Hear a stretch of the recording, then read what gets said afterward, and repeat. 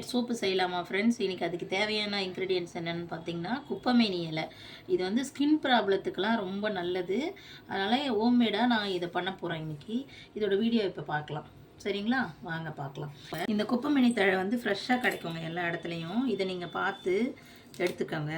எடுத்துக்கிட்டு இதெல்லாம் பறித்து மிக்ஸி ஜாரில் போட்டுக்கோங்க. போட்டு உங்களுக்கு எவ்வளோ தேவையோ அந்த அளவுக்கு எடுத்துக்கலாம். இது ரொம்ப நல்லதுங்க ஸ்கின் ப்ராப்ளத்துக்கெலாம். நம்ம குப்பைமேனி இலை எடுத்தோம் இல்லைங்களா, அதனோட சாறு இது.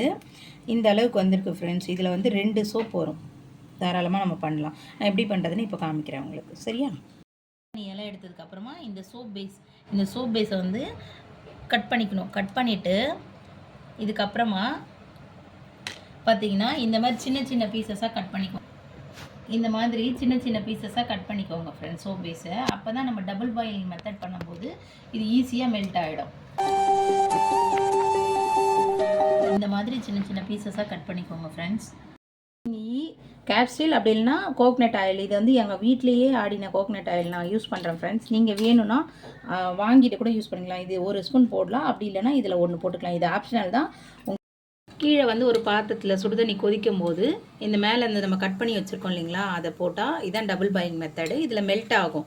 மெல்ட் ஆகி வரும்போது நான் காமிச்சேன் இல்லைங்களா, கேப்சியூல் ஆர் இல்லைன்னா கோக்னட் ஆயில், அது கூட நல்லா சேர்த்து மெல்ட் ஆனோடனே மிக்ஸ் பண்ணிடணும். நல்லா மிக்ஸ் பண்ணிவிட்டு இந்த குப்பைமேனி சாறை வந்து திரும்பவும் அது மேலே போட்டு நல்லா மிக்ஸ் பண்ணிவிட்டு நம்ம ஒரு மோல்டோ அல்லது டீ கப்போ நான் இப்போதைக்கு டீ கப் எடுத்திருக்கேன். அதில் நல்லா கோக்னட் ஆயில் அப்ளை பண்ணிவிட்டு அந்த லிக்யூடை வந்து அதில் போட்டு வச்சுருங்க. போட்டுட்டு ஒரு 3 மணி நேரம் இல்லை 4 மணி நேரம் அதை ஃப்ரீயாக விட்டுருங்க. அப்படி இல்லைனா ஒரு ஓவர் நைட்டு கூட விடலாம்.